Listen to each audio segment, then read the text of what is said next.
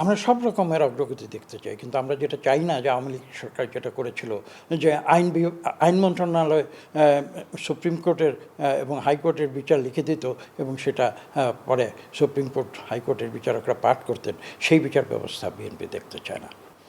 এটা এমন নয় যে আজকে আমি সংস্কার করব, কালকে আমি থেমে থাকব, আবার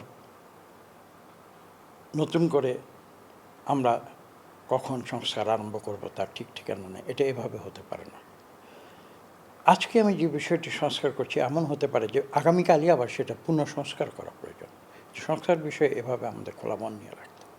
কাজেই এই যে যুক্তি, আগে সংস্কার করে সব কিছু সুন্দর করে সাজিয়ে গুছিয়ে নিয়ে তারপরে নির্বাচন করব, এটা আসলে যুক্তি নয়, এটা একটা ফ্যালাসি, লজিক নয়। তো আমি আনন্দিত যে সরকার এই সত্যটি বুঝতে পেরেছে এবং আমরা যেগুলো অত্যাবশ্যকীয় সরকার, সেই সংস্কারগুলো আমরা ইতিমধ্যেই আমরা সম্মত হয়েছি অন্তর্বর্তীকালীন সরকারের সঙ্গে এবং অন্যান্য রাজনৈতিক দলের সঙ্গে। সেই সংস্কারগুলো বাস্তবায়িত করে না কেন সরকার? সরকার 10 মাস বসে আছে কেন? আমরা তো বিশ্বাস করি যেগুলি অত্যাবশ্যকীয় সংস্কার সেগুলি ইমিডিয়েটলি সরকার করে ফেলা উচিত। তার জন্য নির্বাচন বিলম্বিত করার কোনো প্রয়োজন নেই।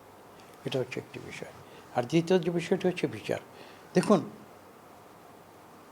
যদি আমি সঠিকভাবে বলি, বিচার বিভাগ তো সেখানে আমাদের রয়েছে। সে যে বিচার বিভাগ আওয়ামী লীগ ধ্বংস করে দিয়েছিল, সেই বিচার বিভাগকে সম্পূর্ণ স্বাধীনতা দিতে হবে বিচার করার জন্য।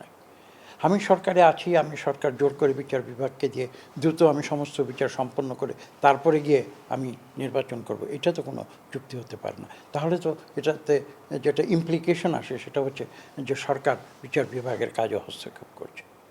আসলে বিচারের দায়িত্ব সম্পূর্ণভাবে বিচার বিভাগের উপরে ছেড়ে দিতে হবে এবং এই বিচারটা হবে ইরেসপেক্টিভ অফ দি ইলেকশন।